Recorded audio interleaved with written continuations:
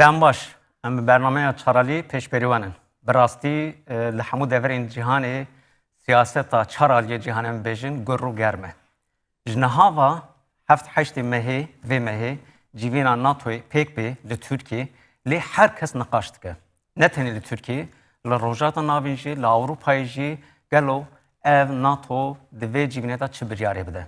Ji bawek stratejik lê dinêrin ji ber ku ber pêvajiyek nû aliyekên bêjin şerê Ukrayna Rusyayê gelekî mezin biye dimeşe NATOya eleqedar dike bi taybetî jî welatên Avrupayê vê gavê ji hêla çekdarî ve bêjin rewşa xwart dikin. Dîsa rojhilata navîn eleqedar dike İran, İsrail û Amerîka şer dikin welatêkên davê dixwazin em bêjin berevaniya xwe parastina xwe xwart bikin. Tekiliye xwe NATOya ra bigînin çarçeveyek edin. Tenê ne ev ji Japonyayê Koreya Başûr gelek welat jî dîsa ê beşdarî vê civînê bibin. Lema bawek jeostratejik tê xuyanî. Dîsa di vê herêmê de Türkiye endamê NATOya gelo piştî vê pêvajoyê stratejiya NATO ê çi bibe. Türkiye çi qasî vê fêdê bibîne di rojhilatên navîn de bi hêzeke hegemon an tiştekî din bi qewme.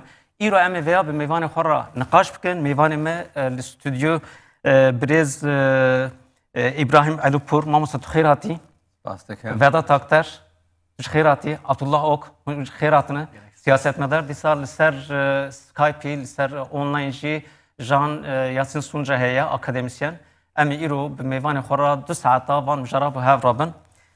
Mamosta em heskî te dest pê bikin. Rastî wekî min dest pêkê ji got NATOyê civîna xwe Tirkiye çê bike. Lê gelek kes bawek sembolîk dibêjin meseleyeke stratejîk e. Tu NATO çawa dibînî yek ji tu welatekî dervê NATOyê em bêjin Kurdistanê û Rojhilatê Kurdistanê wî alî çawa tê xuyanê NATO? Yani mirov bikare li ser rewşa NATO bişuxle çün NATO hêzekî cîhanî ye. Yani berê ew dibe bizanî esen îro rewşê li aliyê giştî cîhanî çi ye? Li çarçêwey ew rewşeta tu dikarî ew bizanî dikarî bizanî ki NATO berew ku derê de çi ya çi dixwaze encam bide. Me de be yek çi tespît bikeyn cîhan li gorîne yani me li dewreyekî nesta siyasetê cîhanî de te gorîn serkirdayetiya teniyê Amerîka hatiye te kotayî. Du hêzî din dêne nêw meydanê siyaseta cîhanî. Yekê Rusyayê yekî jî Çînê. Yani me li dahatû nikarin mirov ku yan civaka cîhanî mirova ser erzê nikarin tenê be pêvaniyê Amerîkayê siyaset bikir mecbûrin Çîn û Rusya jî li berçavê bigirin. Vatay ew e li dahatû de Amerîka veya hêzê nizamiyê wan NATO şerîkê wan heye. Çîn û Rusyayê. Yani em tespît bikeyn duayî bibêjin konflîktî wan çi ye? Konflîktî wan bo 100 salî pêşî çi ye êsta? Konflîkt wan ew ye dixwazin iki kontrola rêreva cîhanî ticaret û viza. Viza yani enerjî. Gaz û newt. Li Asyayê navînewe bo Rojhilatê Navîn ve Rojhilatê Navîn bo Ewropa. Em rêgayekî kontrol dikat. Ve çon kontrol debêt. Yani nawirekê wan herkes dixwaze lêre rolê wê hebe. Hem Çîn dixwaze, hem Amerîka dixwaze wê ku berê kontrol ka. Bes Çîn û Rusya jî dibêjin me jî lêre heyin. Yani nawirekîş ew e em dwanek tespît bikeyn ew enê dikarin bibêjin NATO çi dixwaze bike. Mamosta em ê benê ji xwe mijara me ev ê îro 2 saet em ê vana niqaş bikin. Tu aliyê Tirkiye çawa dibînî ji ber ku em bêjin tu hinekî nêz ve hatî gavak em binêrin Tirkiye endamekî NATOyê li rojhilata navîn e û çawa tê xuyanî wê hêleva NATO? Türkiye rastî 1905 dûriya vir ve endamê NATOyê. Her tim xwest parkê NATOyê. NATOyê jî em bêjin Türkiye destpêkê İngilîzan nedixwest Türkiye bi endamê NATOyê. Piştî ku Yugoslavya dahilê bloka rojhilat bû a Sovyetê û em bêjin Komarê Demokratîk bû. Ewan jî pêdivî dît ku ewa bandora Amerîkayê yekîtiya devletê Amerîkayê jî endamtiya Tirkiyeyê pejirandin. Dema leşkerê xwe artêşa xwe şandin Koreyê xwe rûderî şerê Koreyê da jî bu ew bikin xwe feda kirin bo ku ew bê pejirandin bin endamê NATOyê heya îro jî ev Tirkiye her tim berjewendiyê xwe artêşa xwe û çekên xwe nûjen bi saya endamên NATOyê hemî Ewropî hemî Amerîkî ew kiriye amade kiriye û îro jî dîsa ji bo ku ewa NATOyê guherî erka wan guherî piştî hilweşina Sovyetê erkên nû NATO hat ew kirin xwe amade dikin ku ev mijarê mamoste jî qal kir rastî jî bi enerjî û terora navnetewî û em bêjin rêyên deryayî bazirganiya deryayî û ew ê ewlekariya hevkarê wan müttefikê wan a dixwazin xwe nû bikin ew hêzê herêmê jî wek Rusya û Çînê jî ku alî aborî da ew asteng kirine dixwazin vê evkê jî bişkînin Trump jî gotibû enzam çiqas 36 trilyon dolar perê me derve ye divê em vî perê dîsa bikarin hêsanî bikêşin û rekabeta dijî evkê aborî jî ya Çînê jî xwe amade bikin. Belê em ê van detaya ji xwe niqaş bikin. Vedat em bêjin tu jî aliyê Almanyayê ve siyasetmedarekî em bêjin Almanya aktifî. Almanya ji vê meselê gelekî niqaş dike. Yani di çarçeve vê evê tenê yani vê civînê gelo Almanya çi hêvî dike? Gelek spas destpêkir ez bibêjim yani Kurdiya min rojaniyê baş elê aliyê siyasetê dibe ki belkî çend gotin zimanê Kurdî belkî nayên bîra min ji bo wî lêborîna xwe pêş ez bixwazim. Yani Almanya çi? Almanya eger hikûmeta Almanyayê weke ew bigirin wek bibêjin ew yani ku dîtina wan çi ye ku ew e yani ez endamê Partiya Çepêm û rêveberiya Partiya Çep li Enervê de me ji bo wî dîtina me ser NATOyê cuda ye gora hemû partiyên din di parlamentoyan bi Partiya Keska be SPD be CDU be acî AfD be zaten yani hikûmeta em bêjin hikûmeta Almanyayê dîtina wan çi ser NATO ew dibêjin yani NATO heştê salî dawî em parastin dijî yani em bên 50 salî em mar bêjin dijî komûnistan ya jî evka yani em bên Varşova Pakt yani ji bo wî ew dibêjin yani dênê me dêna ewkê jî me heye yani em dêndarê NATO û Amerîka em parastin ji bo wî em dêndarin û mecbûr em her hawayê dixwazin NATO berdewam bike her çi qas em bibêjin Donald Trump û kesên van fikrê wî de dixwazin NATO alî yani bikin bin tesîra xwe û bin zorê bi zorê ew bikin bixwazin da pir pera ji bo em bên çeka û bên xerckirin ew jî êdî siyaseta Almanya'da ew jî amade ne dixwazin amadetiyê ji bo gel dixwazin ji bo şer amade bikin yani planên Almanya'ya Avrupa'ya rele Almanya dibêjî sala 2029 em wek NATO wek Almanya bikevin şerê dijî Rusya yani planên wisa yani gora wî amadekariyê xwe dikin nexweşxanan da şuna bin erdê çê dikin Em ê wan detaya ji xwe ew tiştane yani henê ne Almanya hemû Avrupayê Fransayê jî amadekarî wisa henin dîsa Swed û Finlandiya jî xistin endam û amadekarî henin bi rastî gerek em ser vê bi taybetî bisekirin. Niha bawayekî online Doktor Yasin Sunca li ser ekranê me ye. Yasin ez dixwazim vêya te bipirsim. Yani bi rastî hinekî qala dîroka NATOyê bike yani NATO ku dest pê kir hate ku û armanca NATOyê çi ye hinekî gelemperî tu me agahdar bike em ê kêfxweş bibin. بله برای هر تشتی دم باش مرحبا جوا همیره سپاس دکم yani dema ku em bahsa NATOyê dikin ve çend xalê serekane divê em pêş çav bigirin ya yekem ew e ku NATO rêxistineke parastinê yani raxistineke ewlekariyê ye û bi taybetî jî dibin kontrola dewletên Yekirtî Amerîka û bi hevkariya welatên Rojavayê Ewropayê hatiye avakirin û 1949 de hatiye avakirin.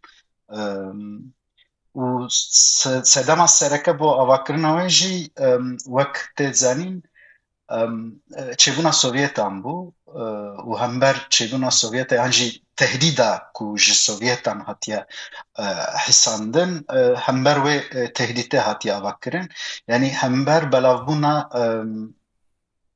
komünizme yan jî sosyalizme yan jî fikrên çep hember wê hatiye avakirin û bi taybetî jî dema ku Sovyet roj bi roj bandora xwe ye siyasî li Rojavaya Avrupa jî hêdî dest pê dikin çê bikin wê demê NATO ava dibe bi taybetî piştî şerê cîhanê ciyemîn û armanca wê jî sereke jî dîsa parastina hevpar e parastina hevpariya Avrupa û Atlantîka Bakur yani tekiliya navber Avrupa û Devletên Yekîtî Amerîka û Kanada di vê çerçevê de tê damezrandin û stabilizasyona Avrupa jî dîsa armanca ve yani stabilizasyon ango kontrolkirina Avrupa bavayekî ku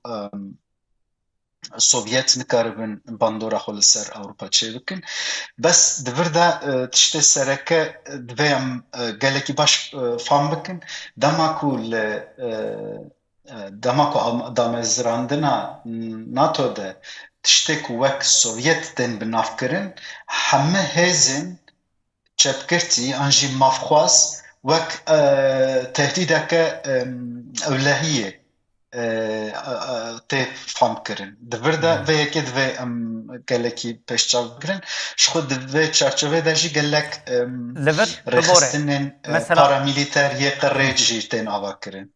belê niha vê derê em bêjin hemberî Sovyetê tê avakirin ama pişta em bêjin Amerîkaya Latînî jî hêzên çevkirî Afrikayê Çînê gelek welatên din hemberî wan jî tê dikoşe.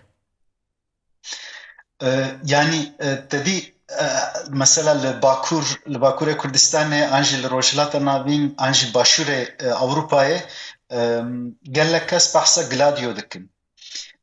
Gladio rêxistineke qirêj bin sîwana parastina hember komünîzmê hatiye avakirin û gelek welatên Ewropa bi taybetî başûrê Ewropa û serxeta Behra Spî heta Tirkiye jî digihêje heta em bêjin Sûrî jî heta Libnanê jî Libyayê jî yani û dîsa welatên Bakurê Afrika jî va derdora hemû bandora xwe çê dike û ev jî rêxistineke qirêj ji ber ku yani ez niha taybetî behsa Behra Spî dikim ji ber ku rasta rast me alaqedar dike bes rêxistinên vê rengî her derê tên piştgirîkirin.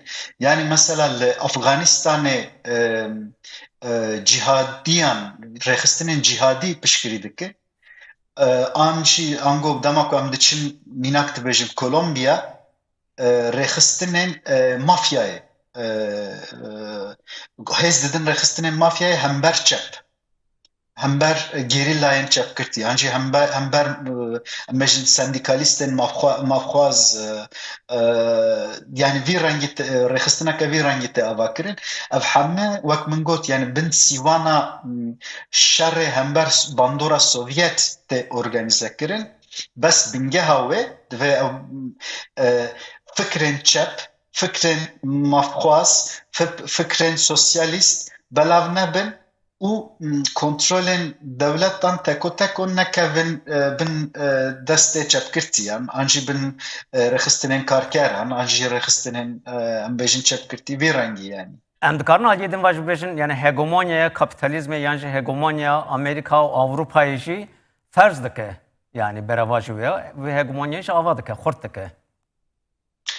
Tabii yani ez bawer dikim em behsa wê jî bikin ji ber ku piştî têkçûna Sovyetan ev proje pêvajoya jî tê guhartin bes em ji vir ve jî baş fam dikin ku yani Sovyet çi qasî bi taybetî ber bi dawiya şerê sar Sovyet çi qasî sosyalîstin Anji Amerika çıkas kapitalist ev jî piçkî tevlî hev dibe astekî pêve.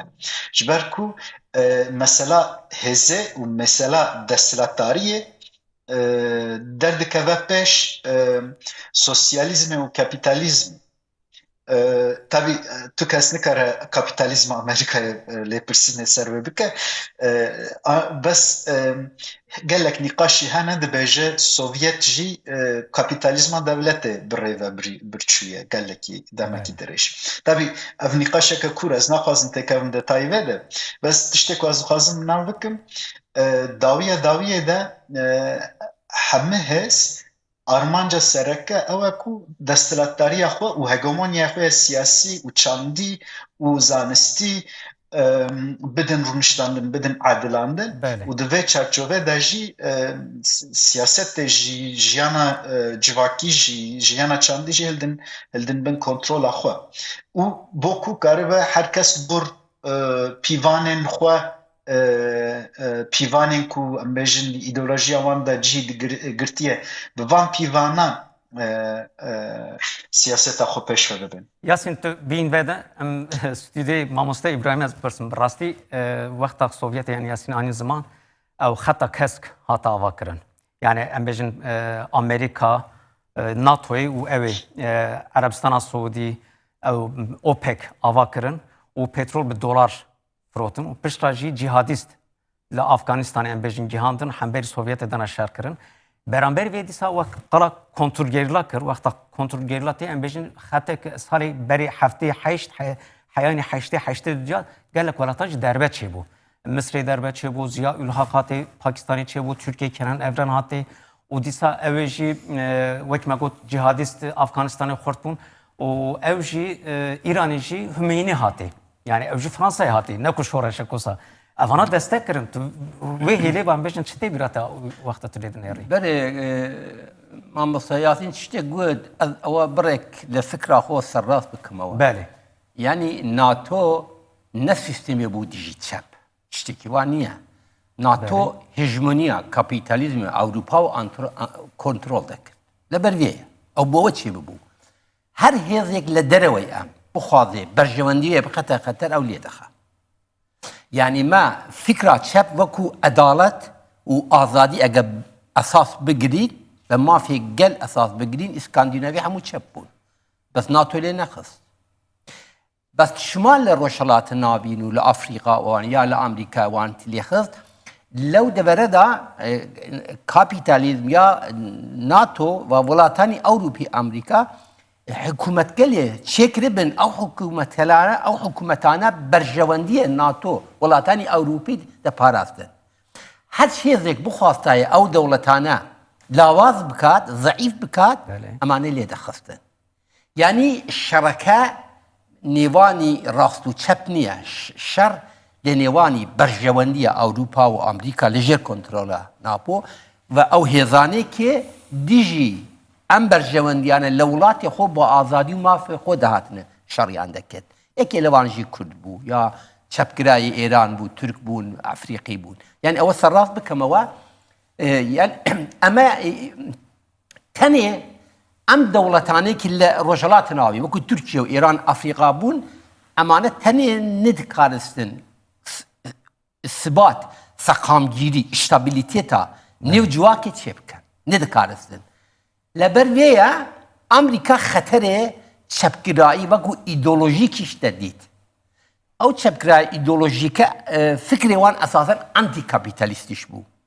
Li ber vê ye ew dixwast em îdeolojiye li nêwberê şerî îdeolojî tinotê tu dikarî bi şerî îdeolojîk çêbikey.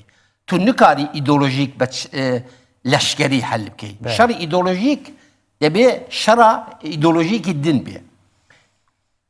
Kemerbendî Sawz esasen ki çêbû İslamgirayî li Afrika û Rojhilatê navîn hemû xurt kiran. Wekû îdeolojiya İslamî li beraber e îdeolojiya çepkerî. Yani ewa be plan hat. Yani Xumeyni li Êran bû çû Iraq li vê jiyanê vê hebû şa bo xwe pare jî ji vê dida. Hemû $5,000 ew demê li Xumeyni şa bo xwe pare dinar. Fransa çû Xumeyni helgirt li Fransa pasê Fransevî da hêna birdiye Fransa levena hemû hêzê dinî jî kom kir, alternatîve çêkir, Xumeyni dêt ji hûn azadiyê dênet. Bes ewane dixwastin bi hênanî Xumeyni yani bi hêzkirina İslamgirayî fikra edalet û çepgirayî li Îranê li nêw berin. بله Ki lem sistemeşi ewane serkewtin. بله تو ده خورد بو کمالا خورد بو گله کزین چپکر براسی بله Ne tenî hêzî kirêkarî bû, hêzî hemû yani zanko, zanîngeh hatem wilatana mirov xund yani hemû mirov felsefeya cihanî nav kir, dîroka cevakî nav kir, civak bi xwe nav kir, hemû dixwastin bo mafê xwe bêne mafê xwe biparêzin. Li ber vê ye em hêze be ku cûlaneweyekî giştî civakî debê liyê sermaye cihaniye bête kontrol kirin. Çon dête kontrol be fikra îdeolojiya İslamî. Li ber vê ye ew Îranê jî hatin bi İslamgirayî girtin, li Efxanistanî şa yani Sovyet em zanî Rûsya. Rûsya çû kudîtayekî çepgirayî kirt ki Amerîka duayî lê xist be İslamgirayî, li Afrika jî, li Misrî jî yani dixwazim ew bikim em proje ew de bere, ew de zamana li ber vê bu berjivendiyê xwe biparêzin. İmro li fikra min planekî nûyî heye.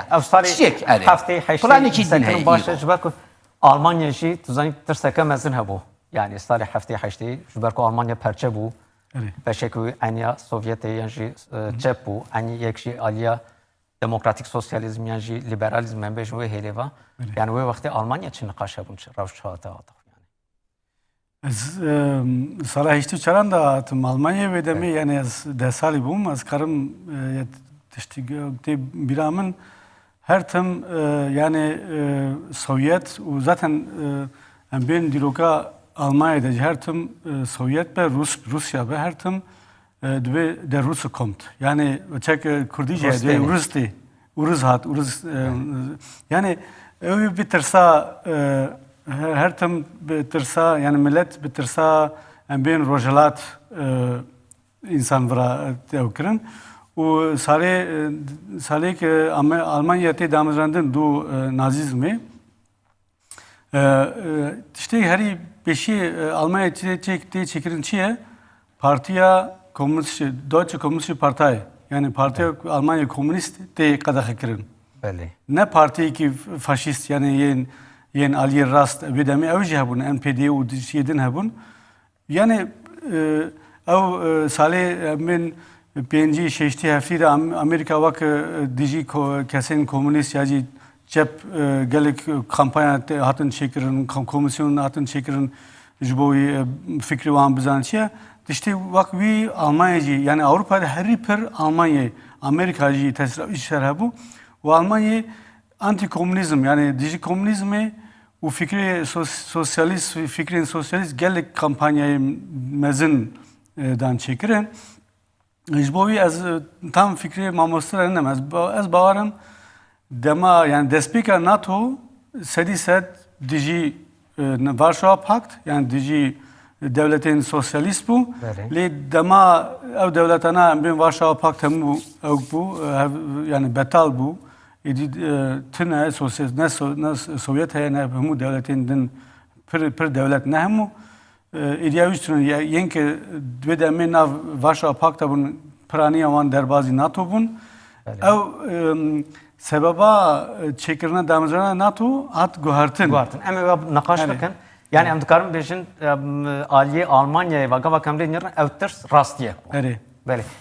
Aliye Türkiye'ji prani NATO Gladio kontrgerla o şerri çekir rastgıran organizasyona ve behavrati nakaş kirin. Tu çağdı beni wansalin haftaya haşte NATO vaktak hemberi Sovyeti xorreyde xist Türkiye. Ha işte ku من خواندی آنجی من بهستی آنجی من شوپاندی و های وان سالا دیجی کمونیسمی اوکتین آواکرن کملتین آواکرن Türkiye بیشتر o partiye رو iktidari AKP و Milli Türk Talebe Birliği Milli Türk Talebe Birliği ve Erdoğan wana perverde bunu. ve devletin perverde kirin. Fethullah Gülen. Em bejin ev cemaat atı damezrandın. O servici dici ev ki dini İslami ve ki ev bekartinin. Ben hatta ev reştkin komünizmi, sosyalizmi, em bejin pergala Sovyeti ser malbat em bejin çi hassasiyeta Kurda heye ve gelê Kurd em bejin ya jî gelê Müslüman dibêjin wê derê malbat tune, dibêjin wê derê zan namus tune, dibêjin wê derê zan çi tune tiştê wisa propaganda dike ez zarû bûm. Bele. Dema beriya heştêya 12 îlonê ez 13 salî bûm. Wekî niha jî tê bîra min. Dedî wekî em malbatekî em bêjin ku oldar de hesibane jî nava malbatek wisa da mezin bû. Her tim ev tişt hatin digotin. Eger namus tune be, malbat tune be, herkes keçê xwe serbest berdin. Hesasiyetê civakê ew dikirin. Her tim em bêjin İstima. suîstimal dikirin. Suîstimal dikirin. û heta îro jî ev anîn, îro dema Sovyet hilweşiya me dît ku Sovyet jî rastî wekî em bêjin bir doziya tê gotin, wek hevî û azadî, mav, pîroziya kedê û azadiya jina ne hatiye jiyandin muqabin.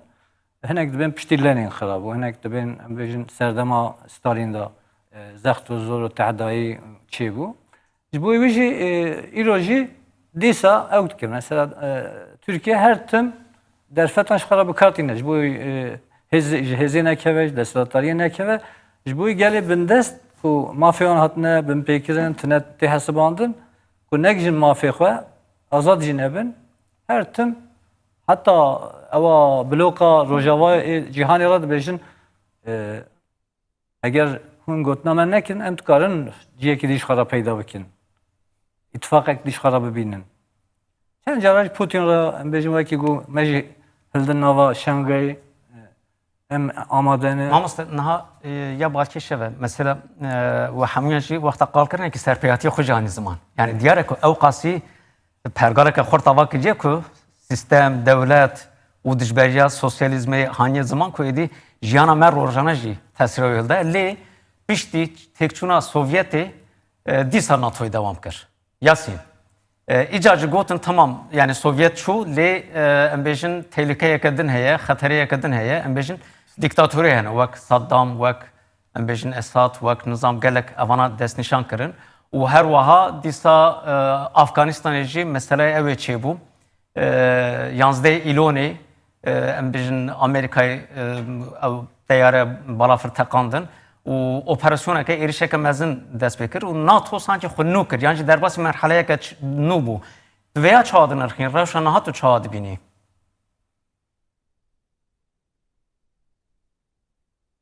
niha ji ber ku rewşa nû êdî rewşeke nû ye.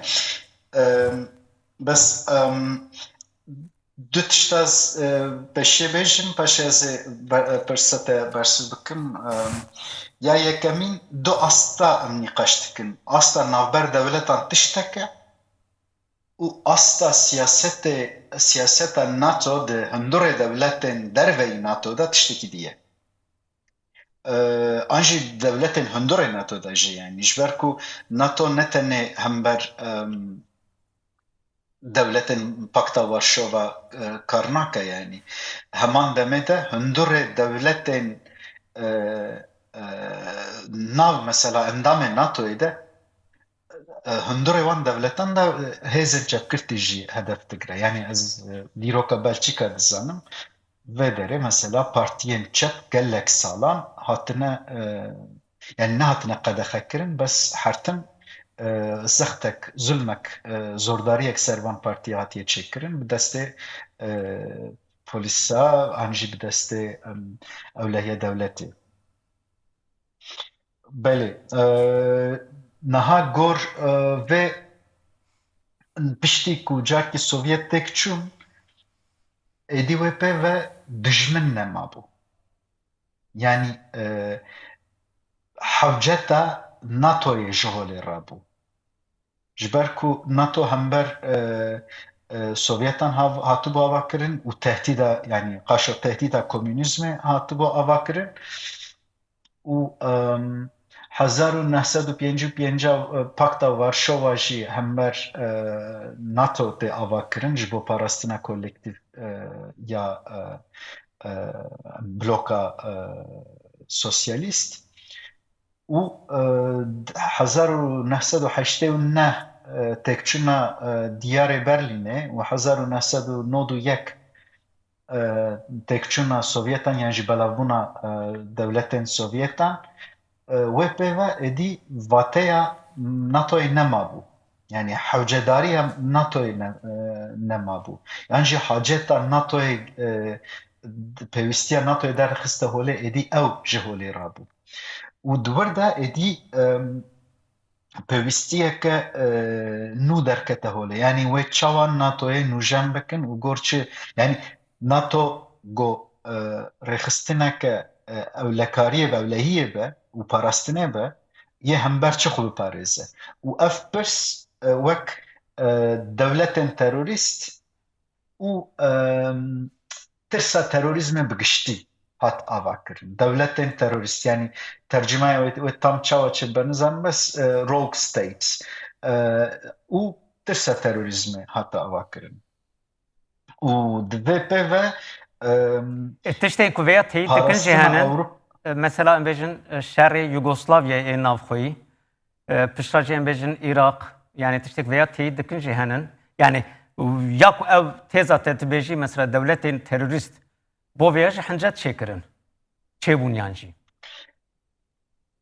rast e yani ez tevlît edibim ev tabii ev asta ku takip kir yani gava destekê hewcedariya NATO'yê çi ye ev lêpirsîn bû yani nîqaşên dîroka NATO'yê ev nîqaş heye piştre hêdî ev mesele çareser dibe çareserî ji çawa derdikeve holê NATO'yê pêwîstiya xwe derdixe holê ji nû be yani pêdiviya NATO'ya ji nû ve tê avakirin û mesela çawa tê avakirin mesela operasyonên derveyî herêmê Avrupa yani ji dewletên endamê NATO'yê dest pê dike û müdaxelekirina şerê piştî Yugoslavya servê esasê tê çêkirin yani Yugoslavya ne endamê NATO bû yani beriya ku belav bibe ne endamê NATO bû endamê Pakta Varşova bû û carkî Yugoslavya belav bû NATO'yê wê demê müdaxeleyî cihekî ku ne dibin kontrola wê de ye kir. Belê. Ve pêve jî gav bi gav mesela Iraq û nizam Afganistan û Libya cur be cur Libya cur be cur cîhan êdî müdaxele çêbû û ev jî çi derdike holê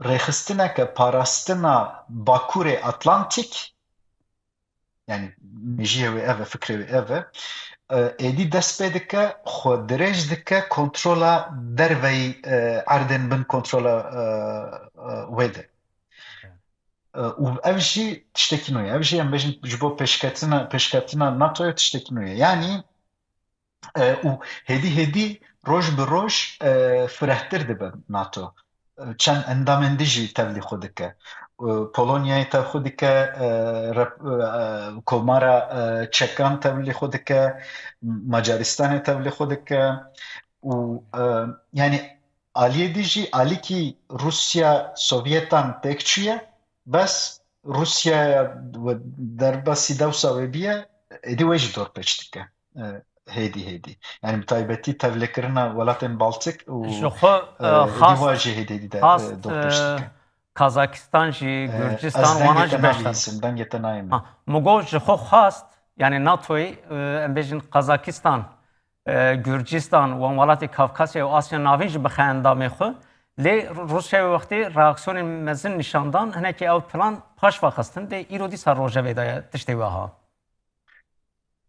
Yani rast e ev bi taybetî şerê Osetya 2006-2007 bez bawer dikim û ev nakokên bi Ukrayna re ji ber ku nakokên bi Ukrayna re nû nînin yani dih dest pê nekirin bi şer ve dest pê nekirin nakokên bi Ukrayna re dîroka wan heta em bêjin têkçûna Sovyetan jî diçe yani beriya wê jî heye bes heta têkçûna Sovyetan jî diçe ev nakokî jî bi taybetî girêdayî firehbûna mezinbûna NATOyê bû ji ber ku mezinbûna NATOyê dorpêçkirina Rusyayê bû û Rusya jî di siyaseta dîroka siyaseta xwe de yan jî dîroka bîra dewleta Rusya de hember rojavayê dinyayê hertim sekneke ye yanî alîkî xwe wek perçê wê dibîne ji ber ku mesela St. Petersburg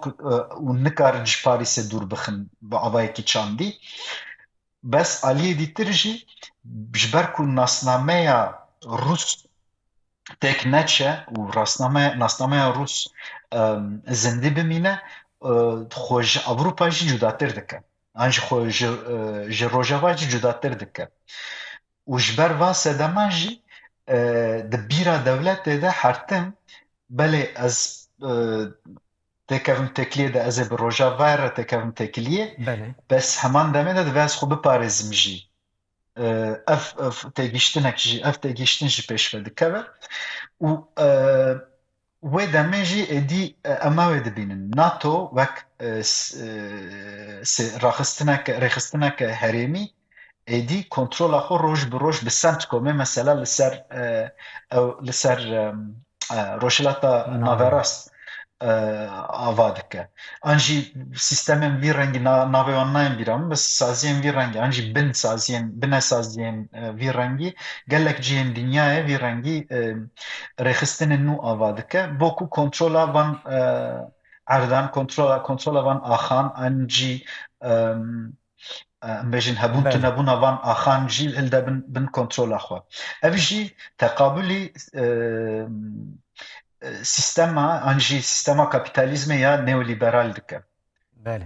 dema yani emperyalîzma neoliberal dike Belê, û ev Yasin. neoliberalizm jî belê Ez spas dikim ji bo agahiyên te vir pêvajî êdî em viran niqaş bikin ji ber ku ev neoliberalizm pêvajoya nû hinekî plansaziyên nû tê niqaş kirin la em bêjin ev civîna Enqereyê jî ya Tirkiye jî vê hêlê ve em bêjin giring tê xuyanî ji bo agahiyê te heyên niha bawakî dîrokî te hanî pêşkêşî me kir ez spasiya te dikim mala te ava be. gelek spas ku et pejvare spas dikim Belê. Niha Vedat bi taybetî mesela piştî salên nodî yekitiya Almanyayê çêbû. Yani fikreke xweşbînî hebû. Lê şerê Yugoslavya navxweyî kaosek çêkir ama yekitiya Avrupayê jî xwast wê wextê hêzeke leşkerî ava bike vî vê avayê Avrupayê xurt bike. Ez barim qasî 32,000 hêzeke leşkerî çêkirin û bi müdaxaleya Yugoslavyayê ve xwastin wê hêza xwe perçîn bikin, xurt bikin û êdî derveyê Amerîkayê belkî tev bike Avrupa. Lê Amerîka wisa kir ku hinekî serobin çêbû müdaxale kir. Derbarê wê de mesela NATO vê merheleyê de tu çawa dibînî? Derbasî pêvajoyeka çawa bû, çi derî şekil girt? Vê demê yani rast e dema Kohl bû, dema Mitterrand bû. Belê. Vana xastin yani em bûn çi dibêjin ordu yani Leşkerî. yani leşkeriyek Ewropayî bi serê xwe çê bikin. Ew çê nebû lê em bûn batalyon çêkirin. Yani em bûn tev Almanya û Fransa wek belkî hûn dizanin dîrokê her tim dijminê hev bûn. Belê. Lê du şerê duyemîn yani cihanê duyemîn hevalbendî çêkirin û Ewropayê de ew her du devlet yani herî dibêjin motor yani Rast. motora Ewropayê Bûn pêşeng serwerê Herî yekitiya bûn- Avrupayê. herî Rast e. û her tim ev fikra hinê jî heye yani ev fikra wek hûn dizanin nika çend salan NATO bibore Trump dema yekem bu serokê serokkomarê Amerîkayê wê demê jî got ew tişta wisa nabe û Macron got NATO êdî miriye yani beyînê wî mejeyê wî êdî ew piye. belê.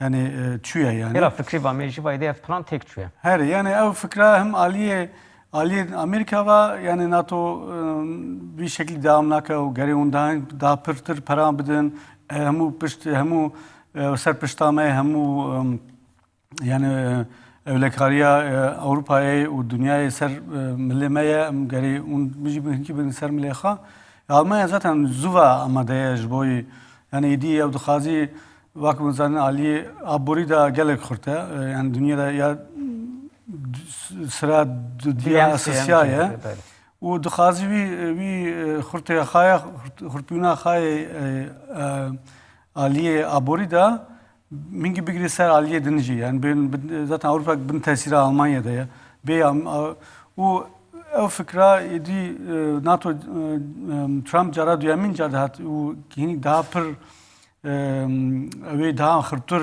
dici yani edi şuna gotun stratejik derxistin stratejiye dibi Avrupa jboma edi avuknana yani mecburun ve beparezin. U dura dema şerri İran'da da Avrupa Almanya alkarina da bir ev dibeje edi am çekim main atomi az Avrupa'yı çektarın me az Avrupa'yı bikşinim.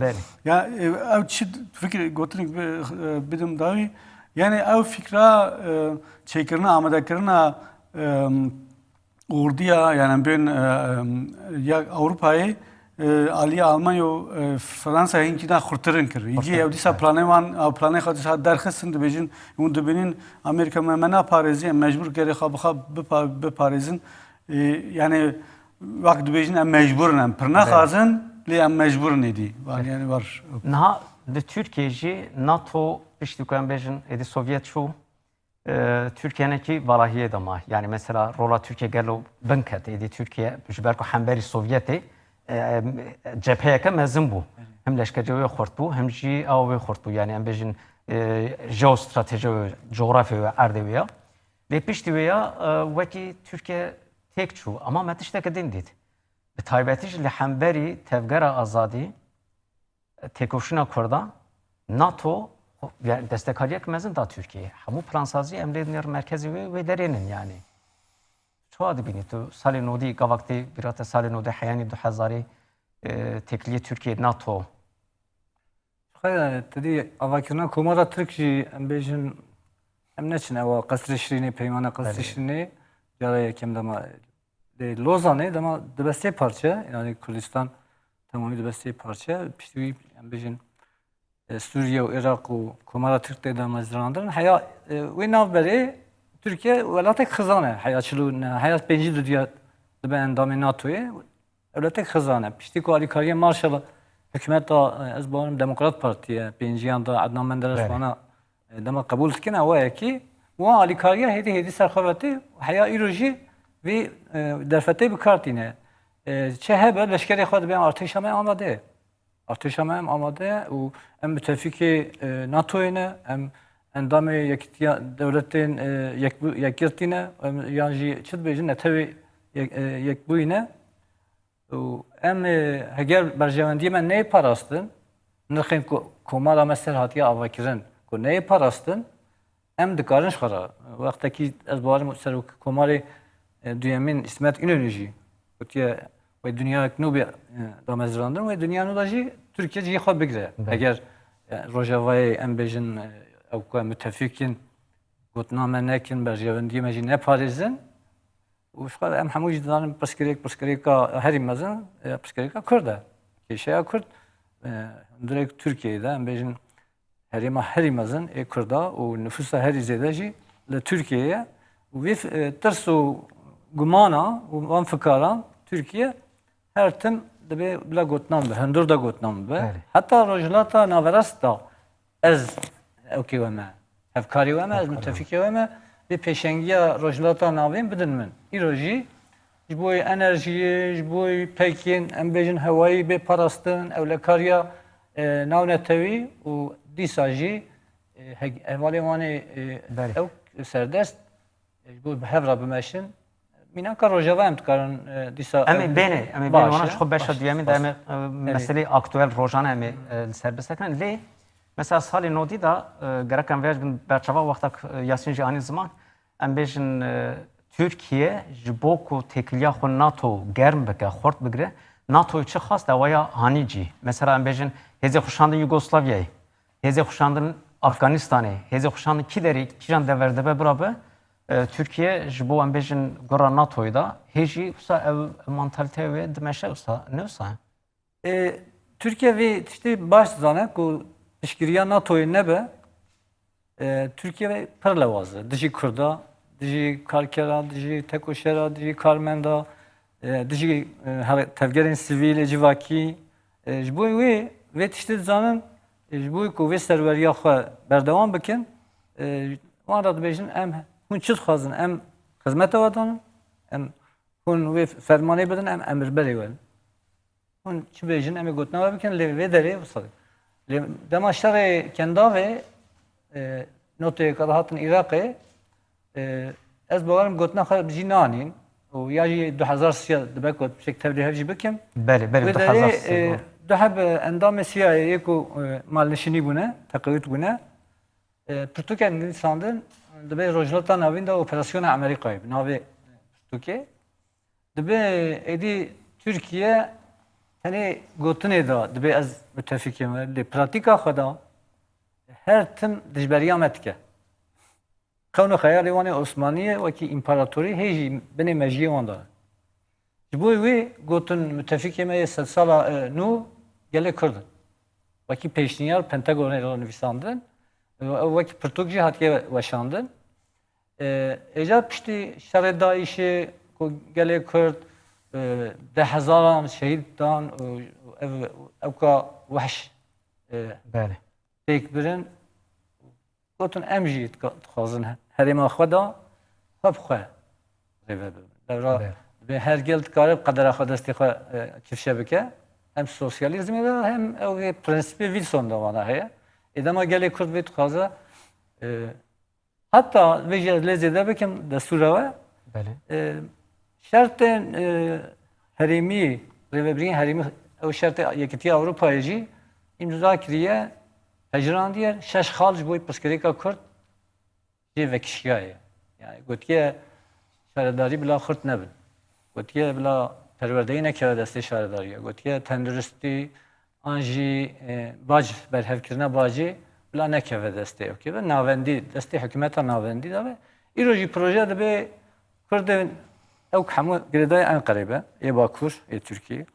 Suriye bila girêdayê Şamê be, Iraqê bila girêdayê Bexdayê be, İranê jî bila ew kêwan Tahran be.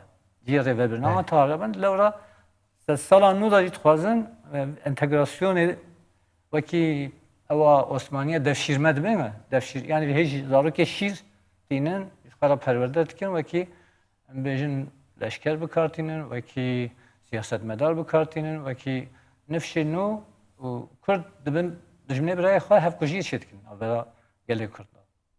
Belê. Niha gavak em NATO'yu dinêrin bi rastî merheleyek tê re derbas bûn. Mesela te zaman em ê niha beşa duyamin de wêya zêdetir berfirehtir niqaş bikin. Lê gavak em dîroka NATO'yu dinêrin gelek hêzên paramîlîter jî ava kirine. Hêla îdeolojik em bêjin ava kiriye. Hemberî em bêjin Sovyetê pêşî got. Pişta jî em bêjin welatên terörist yan jî hêzên terörist.